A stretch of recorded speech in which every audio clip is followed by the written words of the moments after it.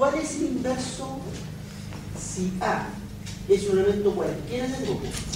¿Cuál es el inverso de A tal que es lo mismo operarlo a la derecha que operarlo a la izquierda y eso me tiene que dar E?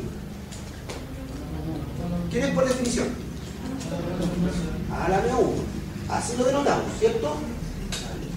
Y por ser un grupo, tiene que existir. Siempre. Porque es un grupo con el producto. Ya, veamos ahora. ¿Cuánto da operar A la menos 1 por A la menos 1, todo eso a la menos 1?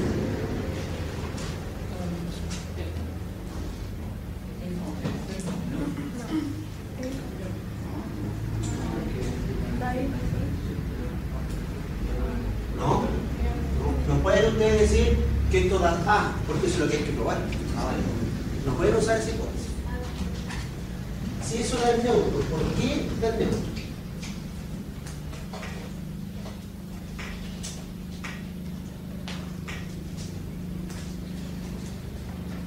Porque como A la menos 1 pertenece al grupo, quiere decir que existe un inverso de A la menos 1. ¿Y cómo se escribe ese inverso a la menos 1? A la menos 1, a la menos 1. A la menos 1. Por esa razón. Si A está en el grupo, el inverso de A es A la menos 1. Eso quiere decir que A la menos 1 también está en el grupo. Eso quiere decir que A la menos 1 también tiene un inverso. ¿Cómo se escribe? Bueno, es el mismo A la menos 1 y eso a la menos 1. O sea, esto es E. Es lo mismo que decir A la menos 1 por A. Bueno, ¿cuántos inversos tiene A la menos 1? 2. Este que está aquí y este que está acá. ¿Qué es lo que dice el teorema anterior? Que el inverso es único. Por lo tanto, A tiene que ser A la menos 1 igual a la menos 1. Pues, el inverso de A la menos 1 es 1. Así se puede.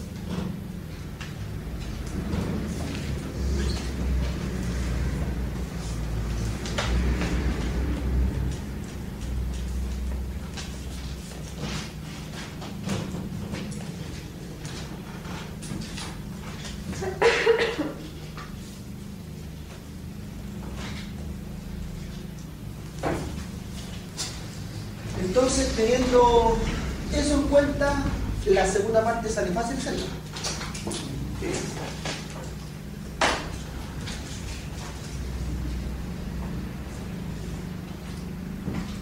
Si A y B están en G, ¿cuál es la propiedad principal de ser un grupo? La clausura. Cuando ustedes quieran probar que una estructura es un grupo, no tan solo tienen que preocuparse de que exista el neutro, de que tenga inverso y que es asociativo. Lo primero a probar es primero que el punto no puede ser vacío. Y lo segundo es que es cerrado. Si ustedes toman dos elementos del grupo, al operar esos dos elementos tienen que estar dentro del grupo. Bueno, G es un grupo. Por lo tanto, si A y B están en G, A por B, ¿dónde está? En G. Eso es por la clausura.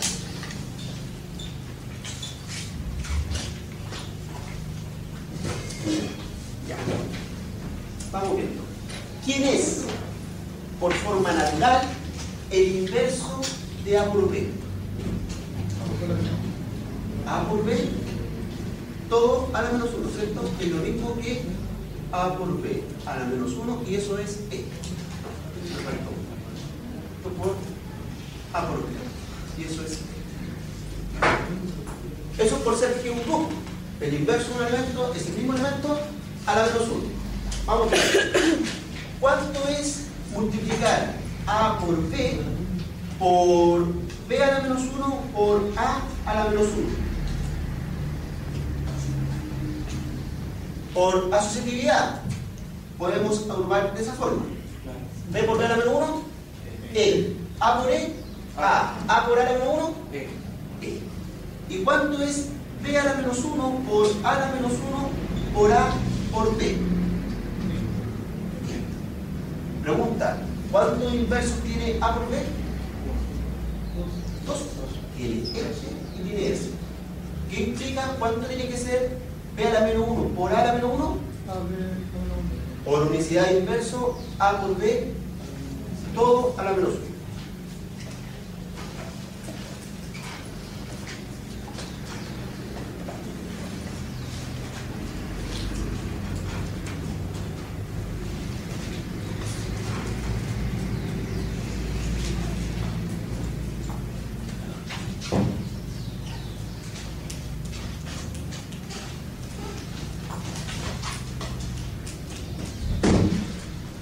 Definición.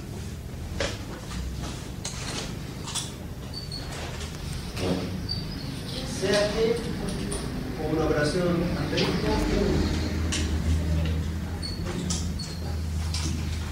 se dice que el grupo G es finito si y solo si el conjunto G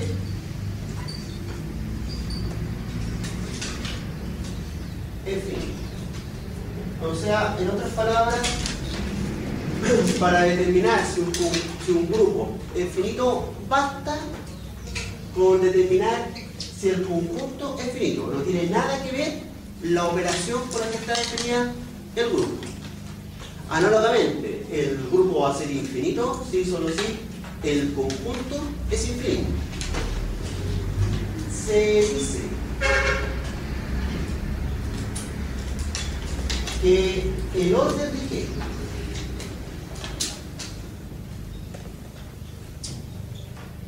es n si y solo si la cardinalidad de G es n. Como notación,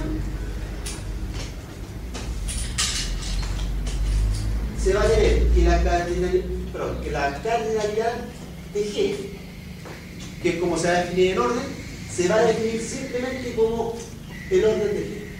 Es como si tuvieran el conjunto G en valor absoluto, solamente que ahora significa otra cosa. Y esto es igual a n. Ejemplo. ¿Cuánto es el orden de z sobre 2z?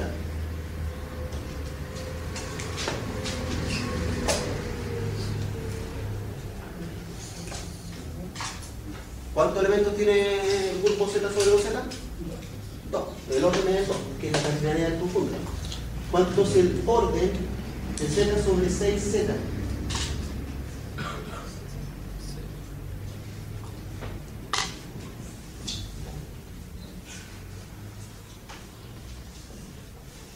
¿Cuántos elementos tiene este grupo?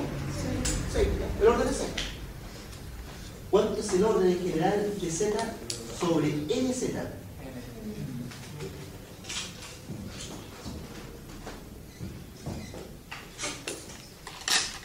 ¿Cuánto dijimos ayer que era el orden del grupo diétrico de sus dos?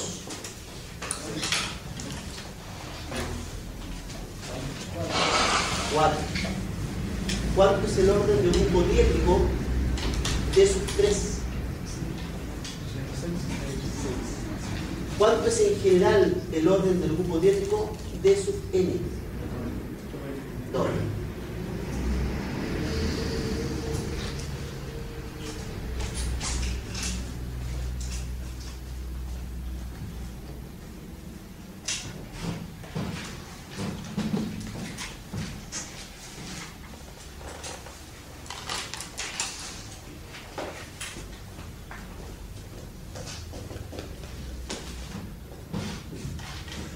Definición.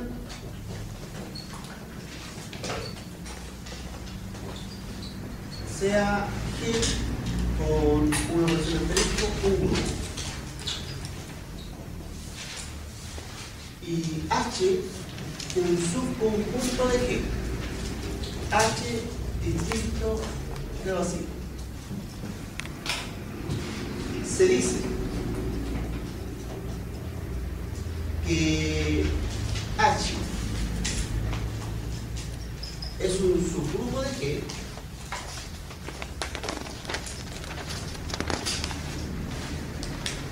si y solo si el conjunto H es un grupo con la misma operación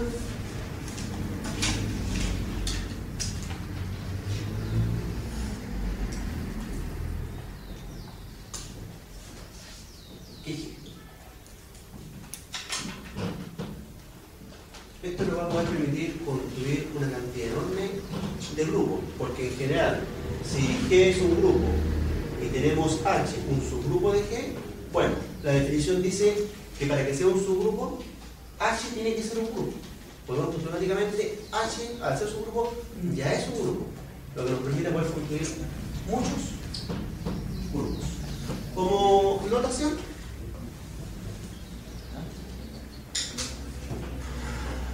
la notación de subgrupo es la misma que la de subespacio vectorial. O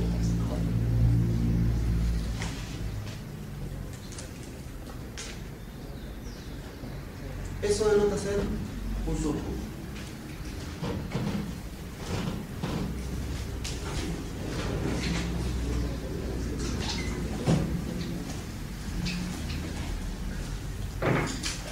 Observación.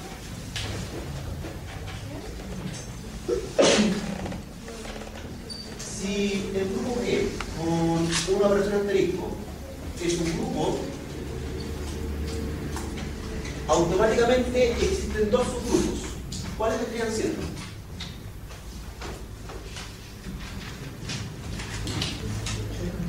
Todo conjunto es un conjunto de sí mismo, ¿cierto?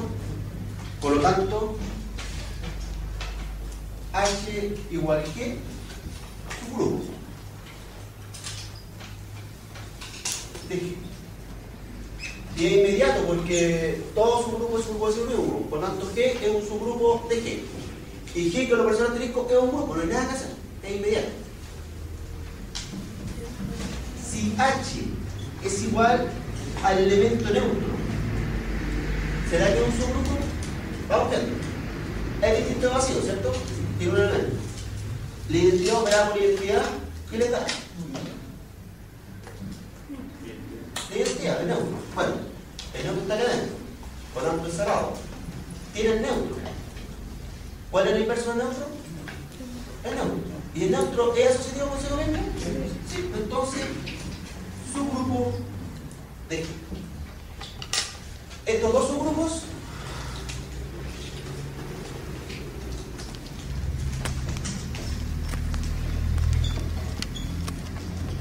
reciben el nombre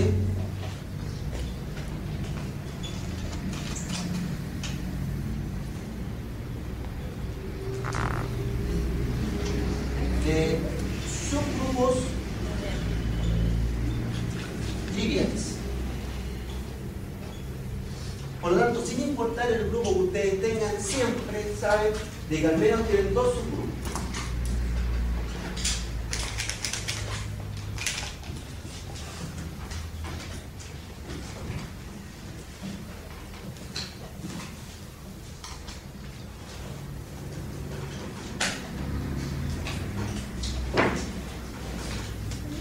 Ejemplo, por ejemplo, los racionales con la suma son un subgrupo de los reales con la suma, y a su vez los reales con la suma son un subgrupo de los complejos con la suma. Consideremos que igual a z sobre 6z, conjunto o grupo formado por los elementos 0, 1, 2, 3, 4 y 5.